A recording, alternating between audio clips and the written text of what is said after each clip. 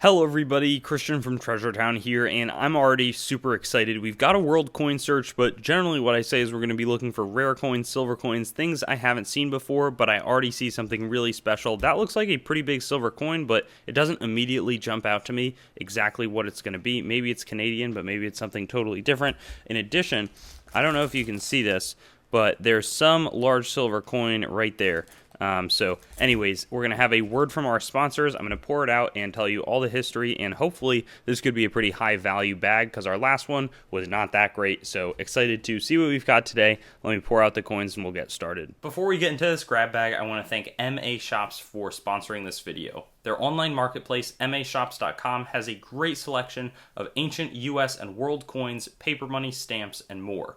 They've got a really good reputation, easy to use site, and they work with trusted dealers, so it would be a mistake to not head on over there and be aware of this awesome source for coins.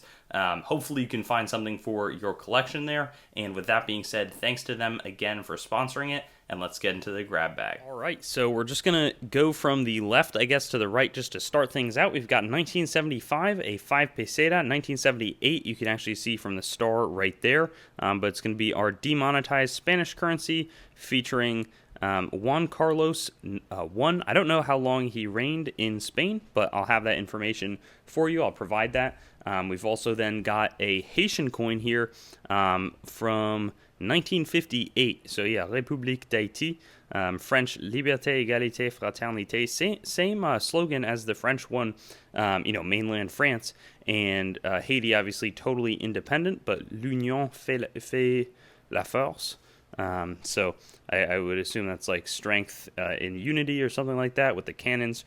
Really neat way to start this one out. We also have a Cuban coin, 1946, the 25% fineness.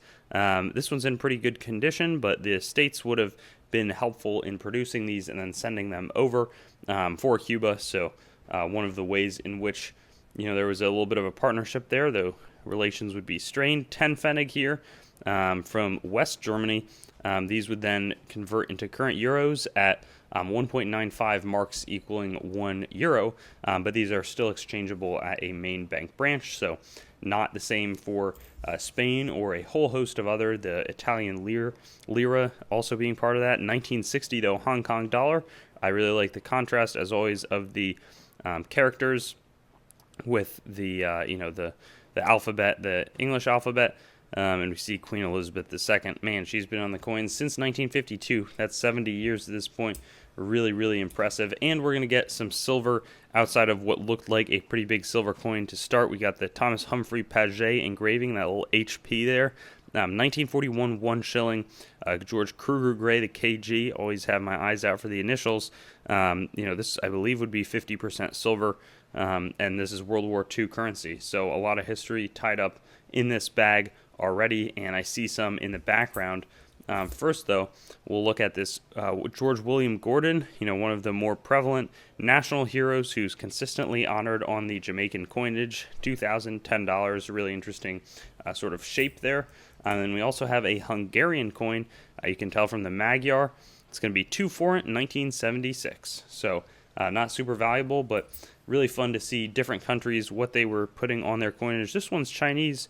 Zhongguo 5 Wu Zhao 2007, so a more recent coin that's managed to find its way into this bag.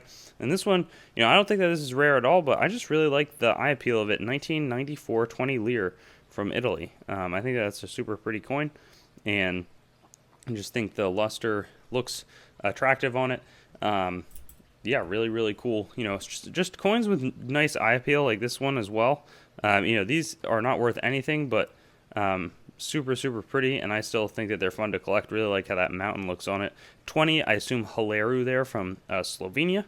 And then after that, we get some large, what look like European coins, 10 centimos, 1870. We were just remarking in the last video, the 10 gramos corresponding to 10 centimos, and then 100 of these would make a kilogram. So these are 10 grams of the copper. And then over here we see as well 10 centimes from France. So 1/10 of a French franc, 1853, Napoleon the Third, who goes down in spectacular fashion after claiming to be the emperor again. but same exact size there. It's cool to see that continuity of the currency, and this looks super old, but it's well, I was gonna save it for later, but 2 sen, super beat up, but a Japanese coin. So I was thinking it was all gonna be sort of the European large world coins, but instead we've got a really cool one from the other side of the world completely, and this could be pretty valuable. I'm going to tell you the updated value. I think that its unfortunate condition is going to remove a lot of that possibility, but still a standout coin, not something that we see hardly ever. So quite happy with that result. We got 10 filler back there, again from 1992 from Hungary, and then a few more German. Oh, and something old just popped up back there. 1953 with the Italian rudder 5 lire and 50 lire 1956. And I was just thinking before this, actually, here's another Jamaican coin, that I was like, I wonder what price I would sell these bags at if I didn't know, if it was like pre-selling, because I would feel bad selling something that I know is worth like $15. But then sometimes you get coins and bags that seem to be worth a ton of money. And this one's looking pretty good between the silver that we haven't even uncovered yet, and some of the ones that I think are to come based off of what's in the background. In the meantime, this one looks like maybe Anna from 1944. Yeah, ANNAS. You can vaguely see it, super beat up. But King George VI, India would get independence 1947, 1948. So at this point, it was still like the Et and Imp. Here, I just randomly had this ICG cleaned coin, but yeah, you can see Rex, Et, and Imp.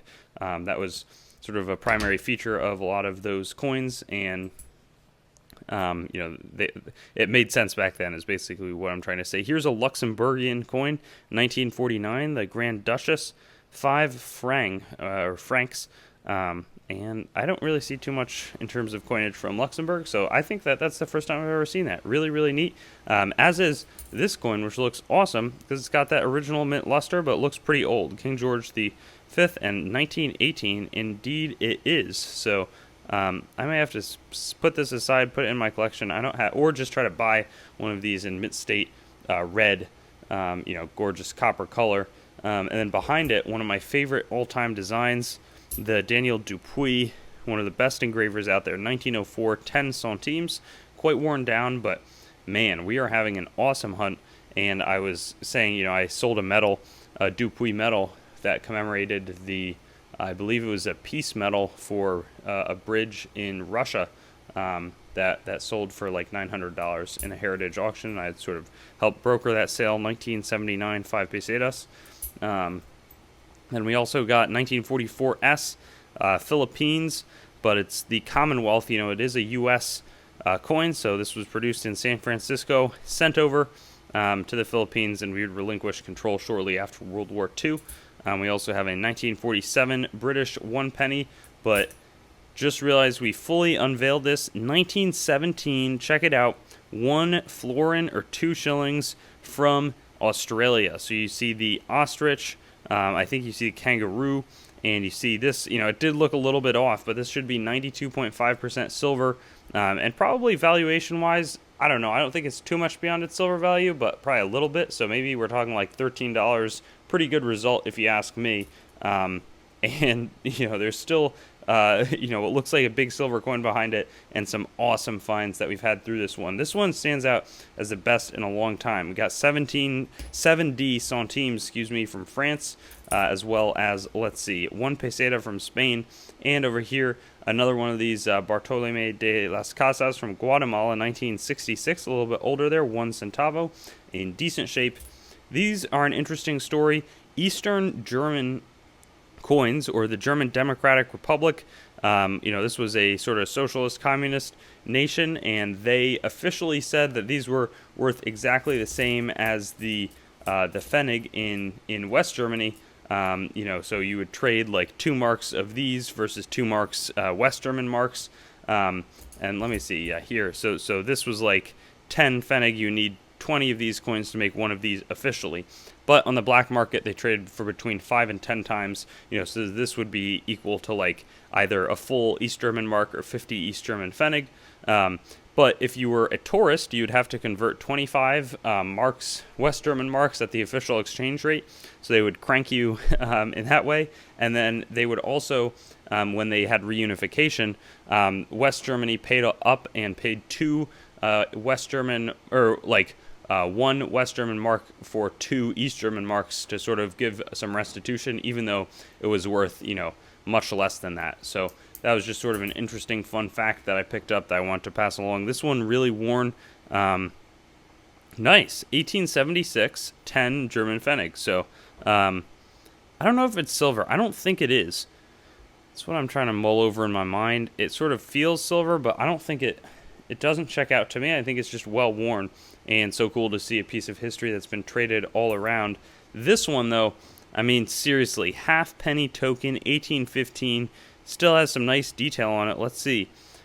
Genuine British copper. So I'm going to give a little backstory in terms of what this is, the context in which it would have been used. I mean, I know sometimes it would be short on change, short on small denominations to do business with, but never seen something like this. So I'm excited to learn as soon as I hop off of this, get off of this and, do the research to French Oceania, 2 francs from there.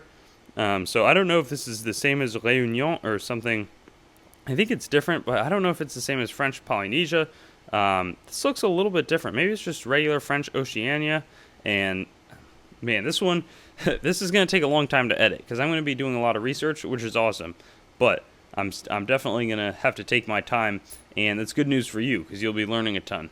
This one is the big silver coin that makes sense that I don't recognize it. It looks kind of like Russian lettering, but at the same time, maybe a little bit different. I don't know. I don't know who this guy is on the front. Oh, and it's going to be 100. I've seen this before. It looks so silver to me. I think it's Bulgaria, 1937 something, leading up to World War II. And this isn't really helping too much on the edge. But I don't know if it's 10. I don't think it's para. Maybe it is. I don't know. I'm going to have to tell you, but this is exciting, and I don't know, valuation-wise, this could be worth like 20, 30 bucks. Maybe that's too optimistic, but I think it could have some solid value. This one, I was going to say could also, but I think that it's, been cleaned or something's definitely happened to it. 1944, looks like a S mint mark there as well. So 2 San Francisco coins that made their way to the other side of the world under the guise of being U.S. coins. We see a Korean 1970, this would be South Korea, 10 won. 1931 Portuguese, 1 escudo. So finishing things out strong here. We'll go back to the APAC region, Asia, or Australia and the Pacific. We got 2004 1 peso from the Philippines, as well as an Australian 1966 5 cents with looks like a hedgehog or something. That's cool. Always fun to see different things that the countries pick out. Czech Republic here, 5 koruna. And last but not least at all, more Cuban coinage. This time it's silver, 10 centavos. We see 1920. We got that 900M, that fineness, 90% silver. And just like a star-studded hunt today. This is really sort of a standout in terms of, I think there's a fair amount of value here. I'll have to tabulate it and really understand it a little bit better, but these 6 I think stand out as some of the big finds with some cool stuff in the mix on top of it. So thankful to be able to keep doing these. Really excited. This more than makes up for the last hunt because I think I did pretty well on this batch. Especially, I feel like this one could be, $20, $25. So that would be sweet. And I'll see you soon in my videos. I'll be doing another one in 2 weeks just like this, and I'll have some cool content in the meantime. So see you then. Thanks for watching the video. I'd encourage you to like, comment, and subscribe to the channel to stay updated. I've also got Facebook, Instagram, and Twitter, so you can follow me there. TreasureTownYT.com is the main channel website. Definitely give that a visit. I've got a lot of information about me up there and the channel. CoinGrabBag.com as well currently redirects there, but it's some good opportunities for very fair grab bags, both made by me and other sellers. A lot of different options, so that's a good way to support. There's also TreasureTownCoins.com. In the future, my coin dealing operation will be done out of that website. CoinMeltPrice.com for updates on the melt prices of your coins, both US and world. A lot of resources in that website.